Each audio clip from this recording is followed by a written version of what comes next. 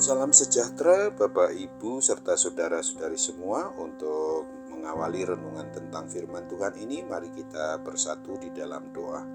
Tuhan Allah Bapa di surga yang melebihi segala akal, hati, dan pikiran kami umat manusia, berfirmanlah kepada kami, sebab kami bersedia untuk mendengar, dan atas pertolongan Roh Kudus, mampukan kami agar boleh melakukan firman-Mu itu dalam hidup kami sehari-hari. Di dalam nama Tuhan Yesus kami berdoa. Amin.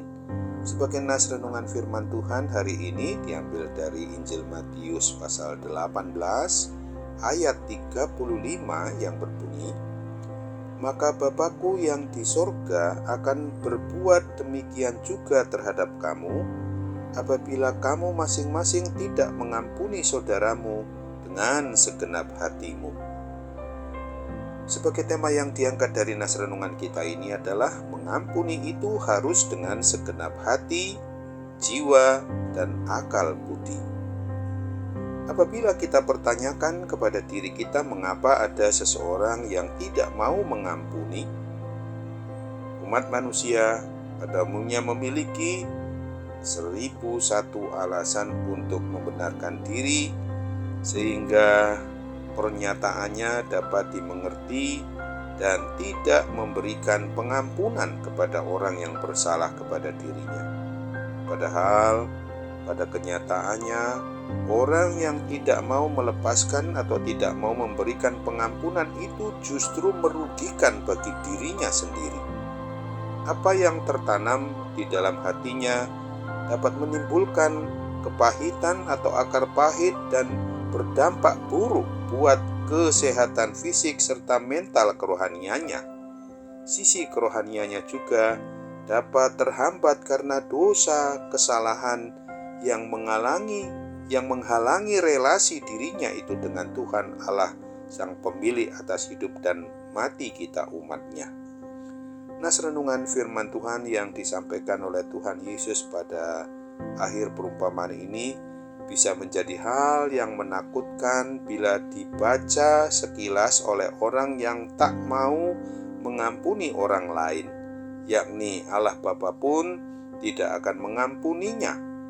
Kemampuan untuk mengampuni seolah-olah menjadi penentu bagi Bapa di surga untuk mengampuni seseorang. Artinya, keselamatan menjadi bersyarat.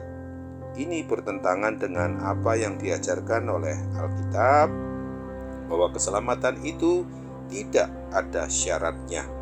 Jadi, ayat 35 ini sesungguhnya merupakan bentuk bahasa hiperbola, di mana ayat renungan firman Tuhan hari ini mau mengajarkan dan mengajak kita bahwa keselamatan itu bergantung yang tidak sungguh-sungguh untuk mencerminkan, tidak bergantung kepada kemampuan seseorang untuk mengampuni, melainkan menekankan bila Allah Bapa kita sudah mengampuni kita di dalam Tuhan Yesus Kristus, sebagaimana yang juga dinyatakan di kayu salib dalam Jumat Agung yang hari ini kita rayakan. Sungguh-sungguh Dia dengan tegas menyatakan, "Ampunilah mereka ya Tuhan, sebab mereka tidak tahu apa yang diperbuatnya."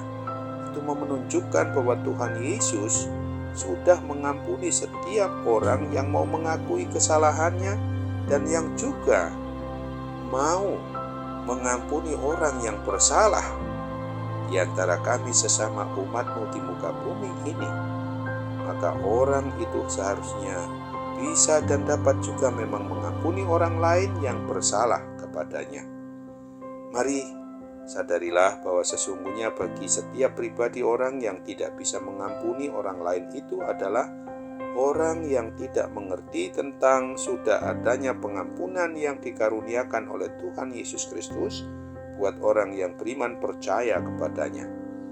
Apabila sedemikian itu kenyataan orang tersebut, maka bisa terjadi bahwa seseorang tidak hanya sekedar tidak mengerti, tetapi memang seseorang itu bisa belum beriman percaya di dalam Kristus itu sendiri. Mengampuni orang lain adalah bukti nyata dari iman percaya kita kepada Kristus dan dinyatakan melalui sikap, tingkah laku, dan perbuatan kita sehari-hari untuk melepaskan atau memberikan pengampunan bagi orang lain yang bersalah kepada kita. Pengampunan dari Tuhan Yesus Kristus yang dapat kita salurkan melalui diri kita masing-masing umatnya sesungguhnya dan sebenarnya memberi manfaat yang sangat besar buat diri kita pribadi, di mana pribadi kita orang yang benar-benar melakukannya itu sungguh sangat dibutuhkan.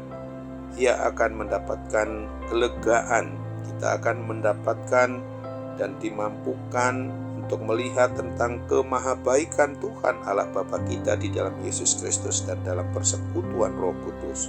Melalui pengalaman kita sesungguhnya Tuhan hendak membentuk hidup kita ini sehingga diri kita ini dapat menjadi berkat bagi keluarga, bahkan juga bagi orang lain di luar dari diri pribadi dan keluarga kita. Dengan demikian, dengan memiliki perspektif pengampunan yang dari Allah Bapa kita itu, maka kita akan dimampukan untuk melepaskan atau memberikan pengampunan dan mendapatkan kelepasan di dalam hati, jiwa, dan akal budi kita, serta menjadi berkat bagi orang lain. Bila kita tanya diri kita sendiri, apakah kita masih menyimpan kebencian dan tidak mau mengampuni orang yang bersalah kepada kita?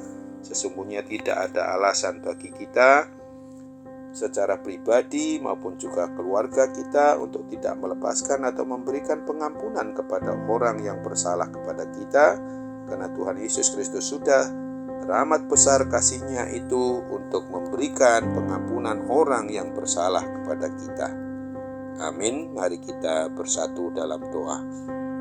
Terima kasih Tuhan Yesus untuk firman-Mu ini, dikala kami juga merayakan hari Jumat Agung hari ini adalah demi pujian dan kemuliaan bagi nama-Mu saja. Dalam nama Tuhan Yesus kami bersyukur, berterima kasih untuk pengampunan yang Tuhan beri bagi kami. Amin.